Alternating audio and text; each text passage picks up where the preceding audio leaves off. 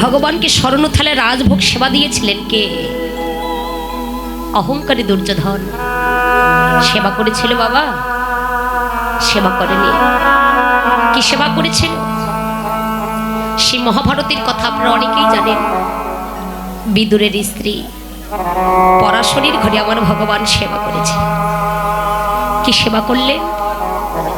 যে বিদুরের স্ত্রী পরাশরী কৃষ্ণ প্রেমে পাগলিনী হয়ে কলা বাদ দিয়ে পচা কলার খোসা ভগবানকে সেবা দিয়েছে। আর আমার প্রভু অমৃত মনে করে তাই সেবা করেছে। খুদে অন্য প্রভুকে সেবা দিলেন। একটা কথা মনে রাখবেন, আমরা যে যাই ভগবানকে থালা ভর্তি করে সেবা দেই না কেন, ভগবান ওগুলো খায়? খায় মা? খায় না। কি করে? ভগবান দেখে তোমরা যে থালা ভর্তি করে এগুলো আমায় সেবা দিলে, এটা কি অহংকার করে সেবা দিলে নাকি ভক্তি ভরে সেবা দিলে? ভগবান খায় না, ভগবান দেখে। কিন্তু পরমাত্মা আস্বাদন করেন কি? এই পরমাত্মা আস্বাদন করেন একমাত্র হরি নামামৃত সুধা। হরিনাম, কৃষ্ণ নাম, মধুর নাম। এই যে আজকে এই যে গৃহে আজকে এত সুন্দর ভক্ত সেবার আয়োজন করেছেন, ভুবন মঙ্গল হরিনাম সংকীর্তনের আয়োজন করেছেন, এই অঙ্গনটি, এই গৃহটি বড় ধন্য। কেন জানেন? আজকে এই অঙ্গনটি, এই গৃহটি বড় ধন্য কেন? যেখানে হাজার হাজার ভক্তের চরণের ধুলি পড়ছে, যেখানে হাজার হাজার ভক্তের চরণের ধুলি পড়ছে। আজকে যে গৃহে হাজার হাজার ভক্তের সেবা হচ্ছে, ওই গৃহটা যে বড় ধন্য। তো যে কথাটি না বললেই নয়, আজকে এত আনন্দে উল্লাসে দাদারা এখনো মা বেঁচে আছেন, বাবা বেঁচে আছেন, দুই ভাই আছেন। বাবা মাকে নিয়ে দুই ভাই মিলে এত সুন্দর সাধু সঙ্গের আয়োজন করেছেন।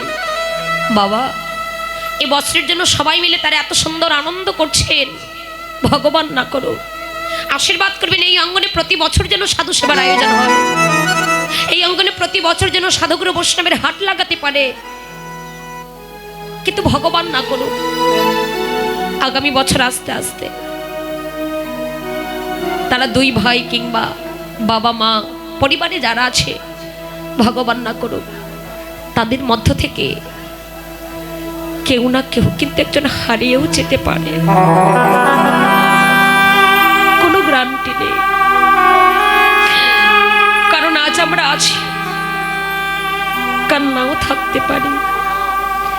এই নিঃশ্বাস কখন কোথায় কার সামনে বিশ্বাসঘাতকতা করবে তা যে বিন্দু মাত্র বলার নেই বাবা।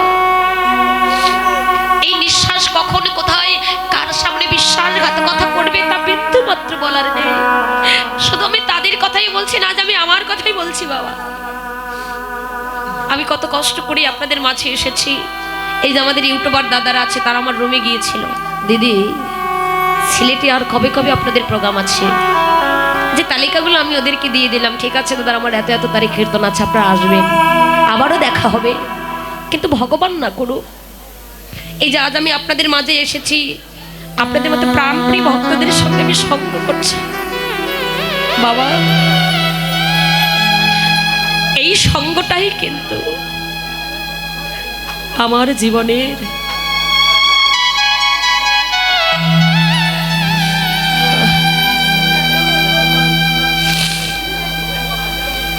সঙ্গটাই কিন্তু আমার জীবনের শেষ সঙ্গ হতে পারে।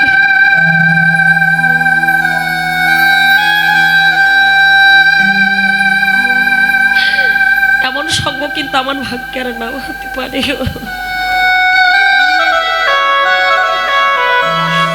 আর আপনাদের সঙ্গে আমার নাও দেখা হতে পারে দাদা। এই দেখাটাই হয়তো আমার শেষ দেখা হবে। কারণ এ জগতে জগতে কারো ভাগ্যের কথা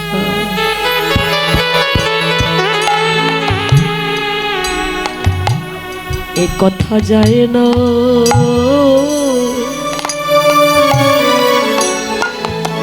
যায় না বলা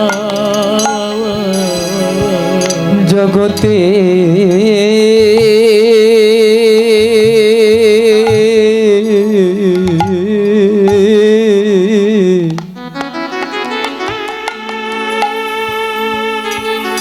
ওই যে শেয়ারের বাবা আর ওই দুজন বাবা কারো আপনাদের মতো ভক্ত যদি সামনে না থাকে তাহলে কীর্তন করা সম্ভব আপনাদের দুইজনকে আর ওই যে শেয়ারের বাবা ওরে যায় না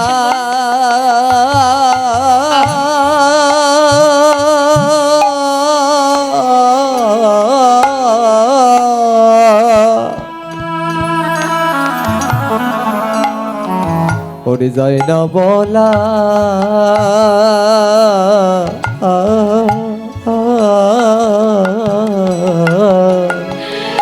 কখন ডুবে যাবে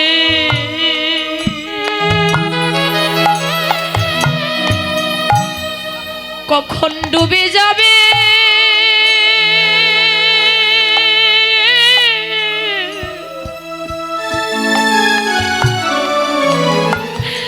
কখন ডুবে যাবে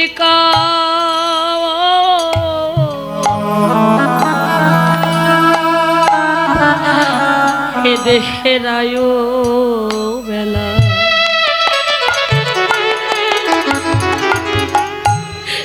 জগতে কারো ভাগ্যের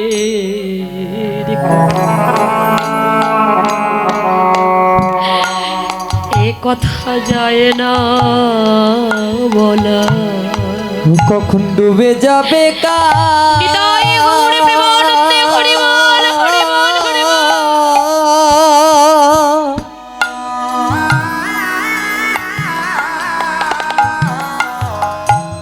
ডুবে যাবে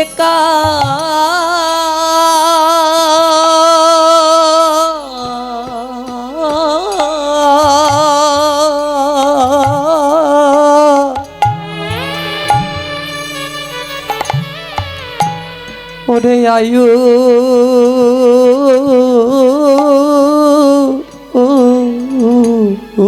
বেলা ও কার ভাগ্যের কথা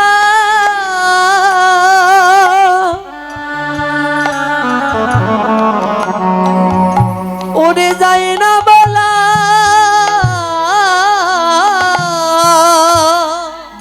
ও কখন ডুবে যাবে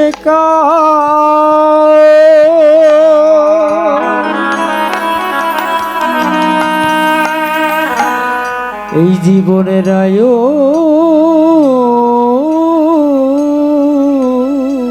বেলা ও কারো ভাগ্যের কথা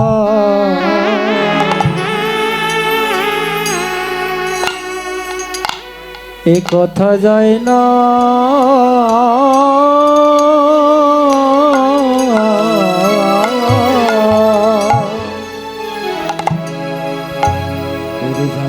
বলা কখন ডুবে যাবে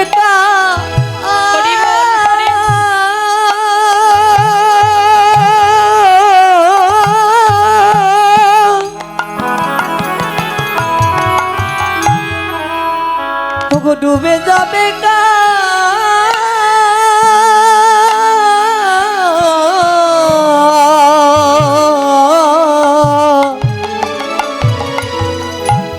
ওরে আয়ু বেলা ও কারো ভাগ্যের কথা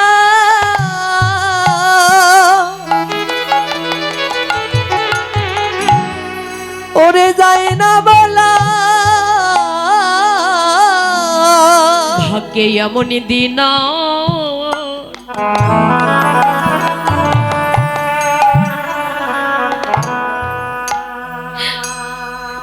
আর হয় কি না।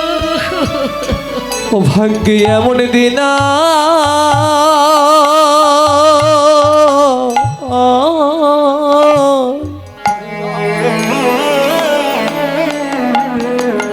ও গো হয় কি না। সত্যি বাবা, যার কথা আজকে না বললেই নয়, আপনাদের ছেলেটির সবার খুব প্রিয় দাদা ছিলেন, ক্রিয়েটর দীপঙ্কর দাস, দীপ দাদা। আজকে উনি না ফেরার দেশে চলে গেছেন, এত অল্প বয়সে তিনি চলে গেলেন। বাবা, কারো ভাগ্যের কথা তো বলা যায় না, ছেলে থাকতে বুড়ো যায়, বুড়ো থাকতে ছেলে যায়। যখন যার ডাক আসবে, ভবের মায়া পরিত্যাগ করে তাকে যে চলে যেতে হবে গো। আপনাদের সবার খুব প্রিয় দাদা ছিলেন, আমাদেরও অনেক প্রিয় দাদা।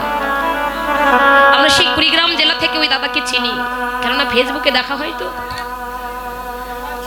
তো তিনি এত অল্প বয়সে না ফেরার দেশে যে চলে গেলেন, এটা কখনো নিজেকে মেনে নেওয়ার মতো নয়। কারণ এই যে মায়া, মায়ার সংসারে, মায়ার বন্ধনে আবদ্ধ তো আমরা। এত অল্প বয়সে যে তিনি চলে গেলেন, সকলের চরণে আমরা নিবেদন, দীপঙ্কর দাদার জন্য আপনারা সকলেই গোবিন্দের চরণে একটু প্রার্থনা করবেন, পরপরে যেন তিনি ভালো থাকেন, গোবিন্দের চরণ প্রাপ্তি যেন লাভ করতে পারেন।